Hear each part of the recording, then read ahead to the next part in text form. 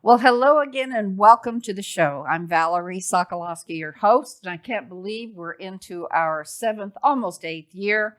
And I love having incredible guests like I have today. Connie Forbin is the captain of the French Room tea service.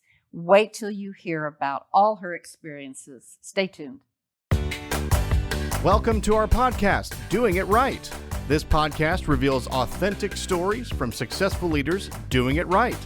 It's about their journey to become a leader, their choices, motivations, and lessons. In essence, how they built successful personal brands. Your host is Valerie Sokolosky, author of 8 leadership books and nationally known as an authority on executive presence and personal branding. Let's get started.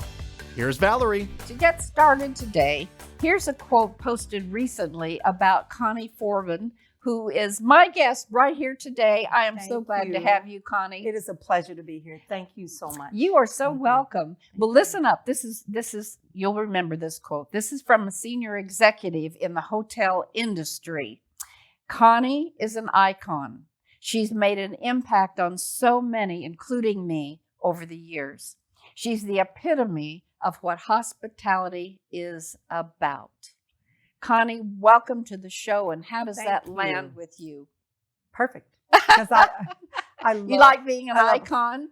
Yes, it is not bad. No. And I enjoy hospitality and service. It is my passion and my purpose at this point. Yes. You know, that's great because a lot of people, Connie, never, I think, realize that they have a purpose, and you immediately knew a purpose. So tell us from the beginning, how did you get started even in the hospitality industry? My favorite story. So I was 16, 17 years old, and I loved, are you familiar with Long John Silver's? Long John Silver's? One the of my fish place. favorite Is it fast still in foods. business? Yes. Okay. Well, the one that I worked at when I was 16, 17 years old on Marine Street exit, it is no longer, but they just opened a new one in Wichita Falls also. So I started there because I love the fish so much. I thought if I worked there, I could eat all the fish I wanted. You know, a 16-year-old's mind, that's just how I thought. I got a job there, and my position was the lobby attendant. I was official. I was the lobby attendant. Lobby attendant. And I just took ownership of that. I didn't know it was my first job. My job title, again, was lobby attendant, but my duties were to replenish the condiments, restock the cups, that beige spoon and fork and those beige napkins. And I found myself going above and beyond. When the guests would come in, I would set the table for them. If they had a child in tow, I'd have the high chair at the table. And I didn't realize that was hospitality. And I remember one day they started leaving tips on the table. And the manager noticed as well. And she pulled me to the side one day, and I could tell she was nervous because she was fidgeting and wringing her hands. And she said, I don't know how to say this, but are you asking for money? And I said, no. She goes, who tips at Long John Silver's? And I didn't have an aha moment like I want to be a server in the service industry. I fell in love with service because to me, service, there's a quote that I love. So service is an affair of the heart, because in order for the guest, the client, the customer to feel that, it has to come from the heart of the server. I didn't know I was doing it at the time. And again, this is my passion and my purpose. Well, 40 years later, yes. And you really are. The Adolphus Hotel, for those of you who are not in Dallas, Texas, is an iconic hotel. It's been around since what, 1912. It's 113 years old. It's still in existence. Yes. Still beautiful. Grand. And their French room is stunning. So if you haven't been there, go to tea service in the French room and you will experience what we're talking about today. So Connie, I love the fact that you talked about this is, service just came from the heart. We talked about before the show, we talked about some of the things that are so important to you. And that's actually, I wrote it down so I wouldn't forget it. One of your top takeaways, Connie, you said service is something you give yourself. Yes. Mm-hmm. And I had an interview maybe 3 weeks ago. And one of the questions was, Connie, what does service mean to you? And because I just do it, I've been doing it for so long, I sat and I thought about it. And to me, service is something that's tangible. It's emotional, it's visible, it's observable. And service is always reciprocated when it's done well. What do you mean by that? Service, when it genuinely comes from the heart, it brings pride. And again, it's reciprocated. It brings value to yourself, and you're able to relate that and give it to someone else. That's so nice. What's one of the, I don't know, most unusual or funniest or memorable things that have that happened to you in these 40 years? So a funny story and memorable story for me, when we were open for dinner, there was a gentleman who came in and he told us that he had just a minor surgery, and they were trying to bring him out of the anesthesia. And he said, they asked him his name and where do you live and what year is it? And they asked, where are you? And he said, I'm in the French Room at the Adolphus Hotel. And that to me, and of course he drove down and had dinner with us at that time when we were serving dinner. But that was a funny story to me. The idea that it was on his mind, that speaks volumes. It says a lot. I'd say that was memorable. Yes, very memorable. Connie, yes. I have so many questions to ask you. Yes. You told me about the fact that every day you put on your cape. Yes. What do you mean by cape? So, I love this. So hospitality and service are synonymous. I mean, they just go together. Mm-hmm. And true hospitality is leadership. It's not just a title. It's something that you take ownership of and taking ownership of the experience that you give to others. Mm-hmm. And one day I was just thinking about, I said, hospitality reminds me of a superhero. Because when you think of a superhero, they're always somebody that saves the day. And I came up with an acronym, CAPE. C is for creating memorable experiences. A is for anticipating the guest needs. P is for positive guest interactions or positive last impression. And E is for exceeding and elevating the guest experience. I hope you're going to write a book about I want that. to, definitely. So, yes. Connie, okay, stay with that for a minute. Cape, Yes. I think that's a wonderful tagline, really, for Yes. everything you do. What's changed about service today as you go into other places? Not Long John Silver's. No, okay. But I've take it graduated. just to, where any of us would go, let's say for dinner. What's changed? What's staying? What's good? What's changed? What do you think? As far as service and hospitality, yes. it's more of a fast pace. Mm-hmm. I don't think it's as appreciated when you take the time to deliver great service, Mm-hmm. intentionally deliver it. Everything is about photos and capturing the moment, which is great, but oftentimes I think it just kind of takes over the experience, just the telephones and, taking all the photos and not paying on the attention. phone. Yes. We're on the phone. Yeah, they're all just the so time. self-absorbed sometimes. And it's not a bad thing, but I remember there was a time when there were no telephones at the table and you enjoyed the company that you were around. Mm-hmm.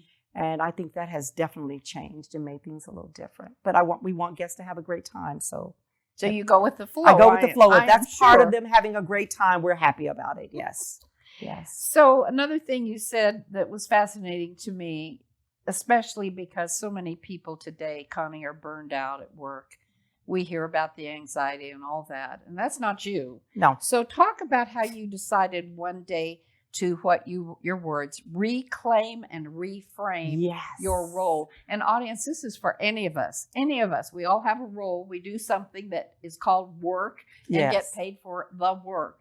So how do you reclaim and reframe your work when maybe you've had a bad day?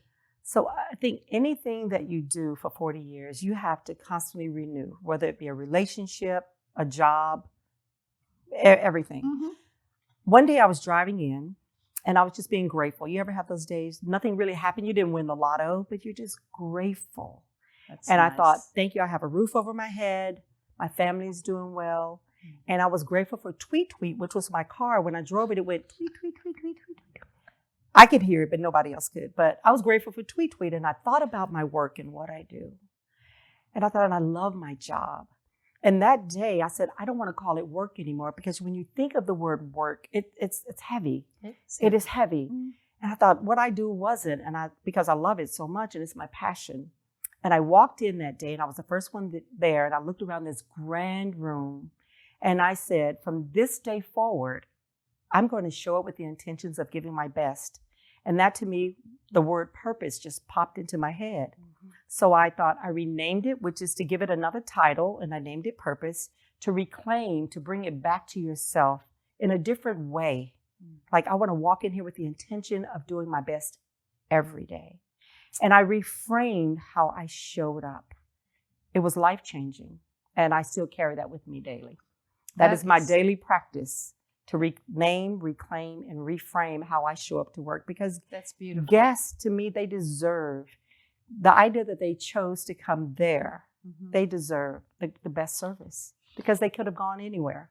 You know what that what that triggers in my mind, Connie, is just anyone who is in a company of any size, maybe an entrepreneur who owns the company, or a boss that's working in a large corporation. And that is to think about that you're giving, you, the boss, you are giving of yourself service. Yes.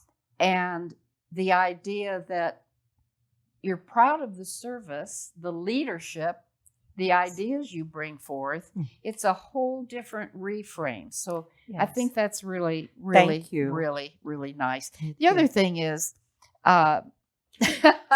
you said to me, Valerie, I just need to outshine my shine every right. day. Yes. What do you mean by that? So on my walk in, because I live close to downtown, Uh-huh. on my walk to my purpose, my passion, one day I was walking in and I thought, I'm going to go in and create experiences.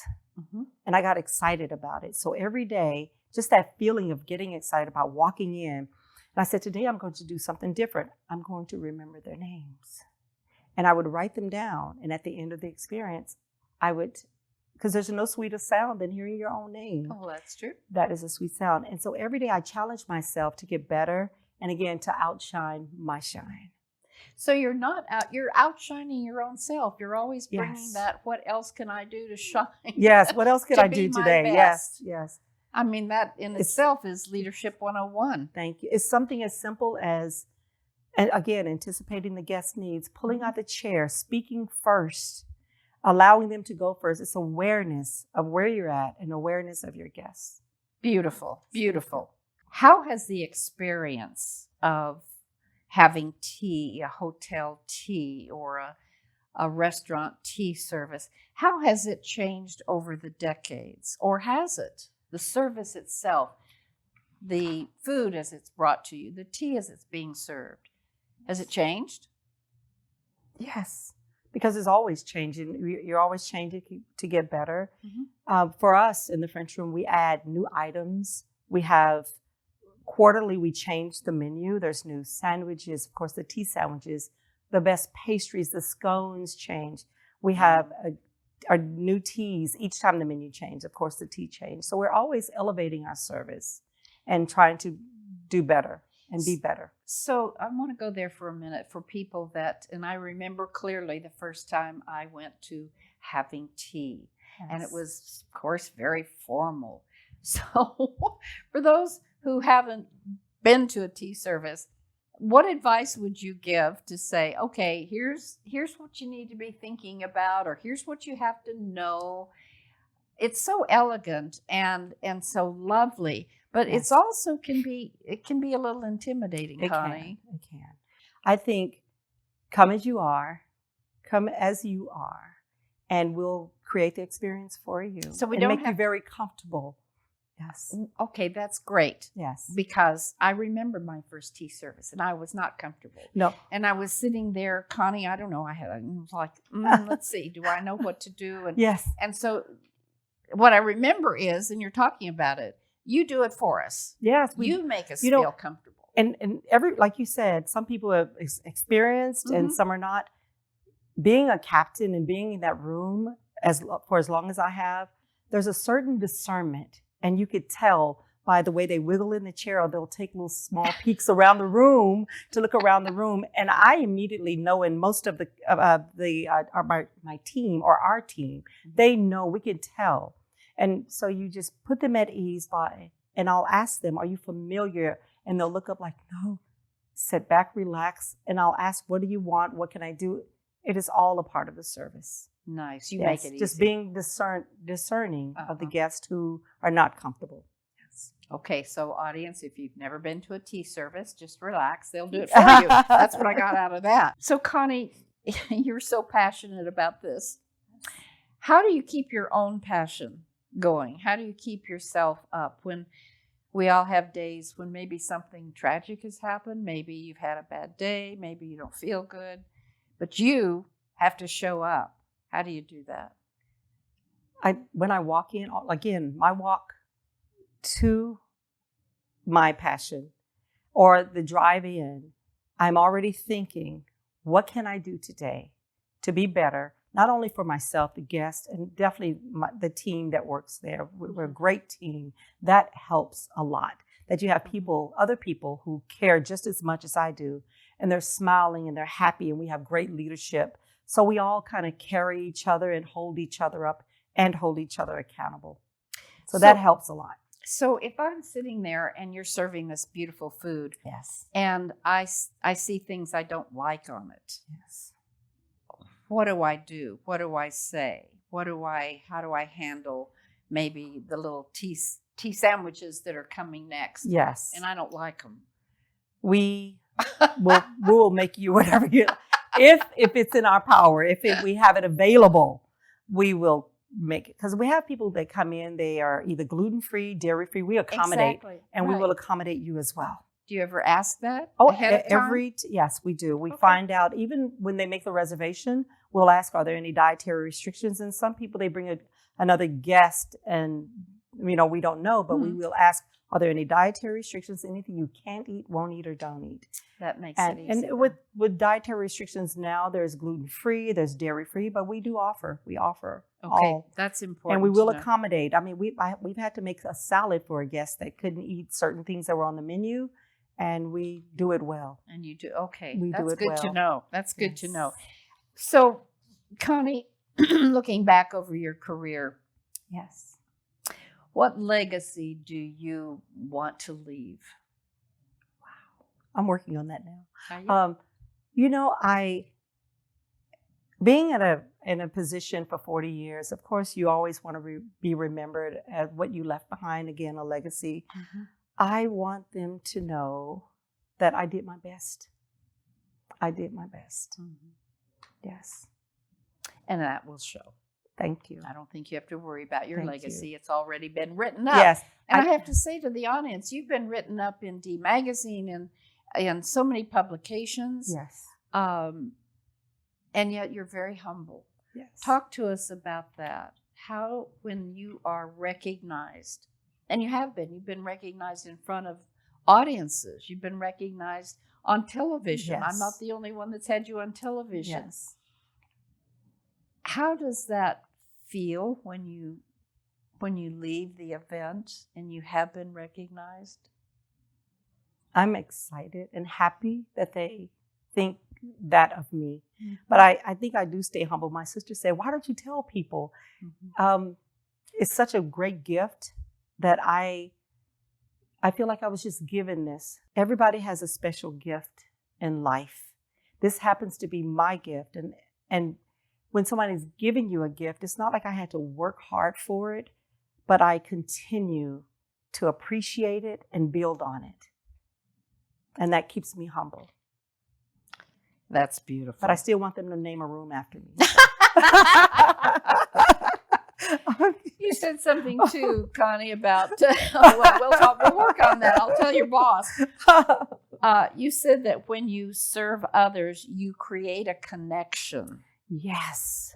Because service isn't just a task that you do. Shouldn't be. No, it's creating a connection with the guests. Mm-hmm.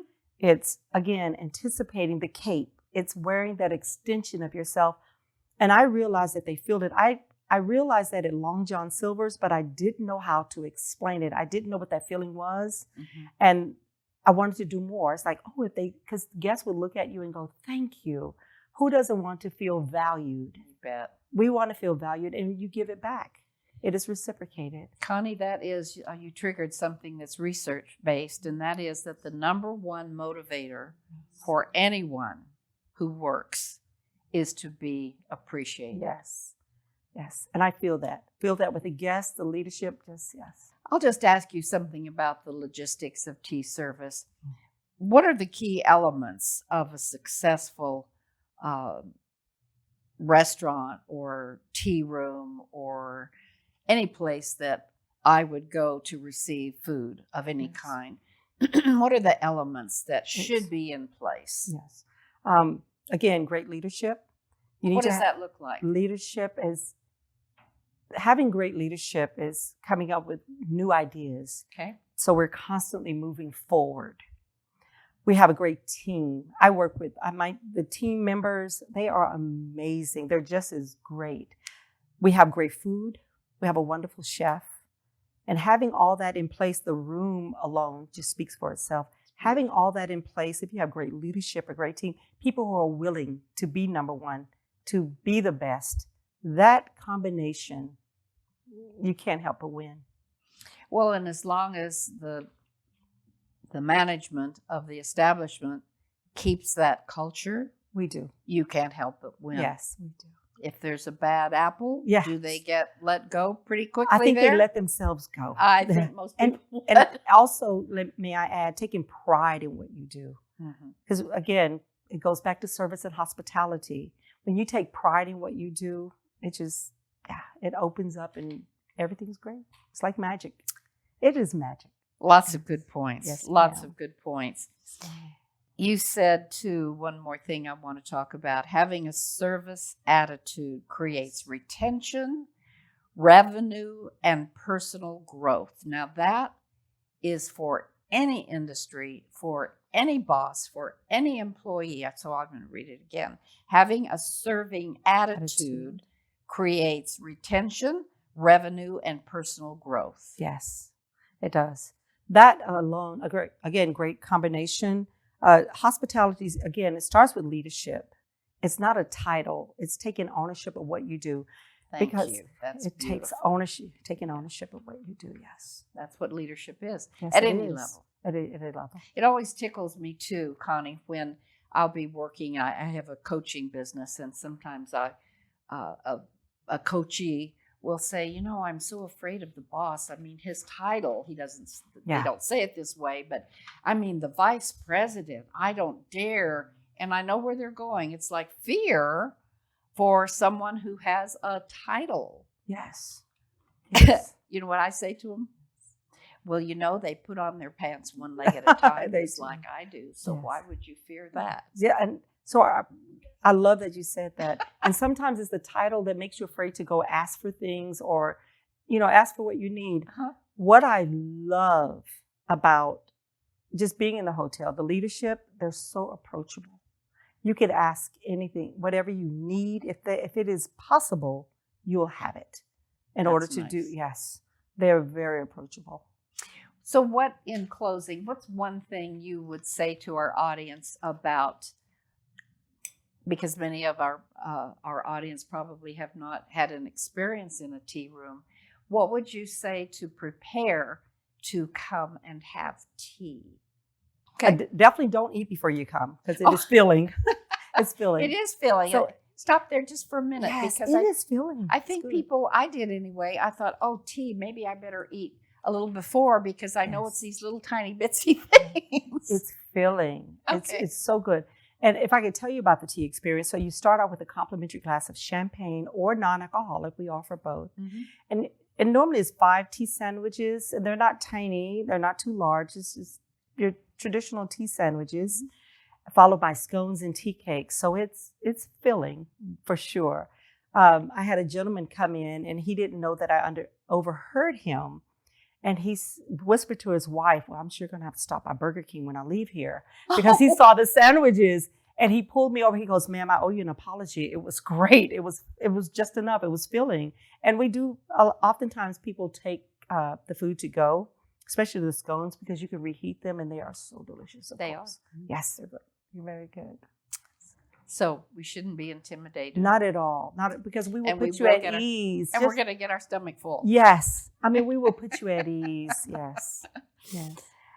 Is there anything that you would tell someone who is thinking about getting into the hospitality industry? And the reason I bring that up, Connie, is that you said it is fast-paced. It can be fast-paced, yes. It also, and this is my opinion because I see it, it's also, I think, more difficult to be of service sometimes because people do eat and they're on the phone. And it's not like you're going to a nice restaurant every day. Yes. And even then, I'm seeing the phones come out or not paying any attention to the server. What advice would you give me as a customer? What would you appreciate your customer to reciprocate to you? Yes. In the hospitality industry? It's especially for me, when I approach the table, because the only reason I would be there is that I have something to share with you. I am delivering your food. It's just to pay attention to that. If you have an allergy, I need to know that. But if you're on your phone and if you're talking and I ask, are there any allergies, and you're not paying attention, I serve the food, that could be not a good situation. Right. And just, I'd love if they just enjoy the company that they're in. But now with social media, the phones, beautiful room, they want to take pictures in that beautiful room, and I get it. I get it. I really do. You know, Dallas is growing, and a lot of people are moving here, so traffic has gotten heavier. But just being on time is because that time that's allotted just for you is what I have just for you. And it happens. I mean, there's accidents, things happen, but being on time is so important. That's good advice. For the server, because we have that time especially for you. And when they're 30, 40 minutes late sometime, well, I've already moved on to help other guests. So that time that I have for you is now rushed. And normally the service is 2 hours, and now your time is shorter. But I love when they're on time because they get to enjoy the entire 2 hours. And yes, and I'll just close by saying it is a ceremony. It is. So if your audience, if you're making reservations to go and have tea service, just plan to be there for a couple of hours so that you can relax and unwind. And just enjoy. To enjoy the entire time. Waited on. Yes. It's beautiful. It is. Connie, you are an icon, and you have been written up in so many places, and I'm so honored to have you on the show today. And another 40 years. Yeah. Go, girl. Thank you so much. Oh, my pleasure. Good to have you. Pleasure. Thank you. And now I always end with a Valerieism, and I hope you'll like it. Yes. And let me tell you what it is. Yes. All right. This one is, and it's always about the show. This one is, if you believe in what you do, you'll do it better. You like that? I love that. Sums it up. It sums it up. If you believe in what you do, no matter who you're working with, no matter what industry, it's all up here. Believe in what you do, and you'll do it your best. That's where the magic lives. And that's a good way to end the show, Connie. Thank you. Thank you so much. You're welcome. And until next time, just continue to find ways in your roles to do it right. Bye for now. Thanks for listening. To receive Valerie's voice, free monthly leadership tips, and to learn more about her leadership programs and coaching, visit her website, valerieandcompany.com.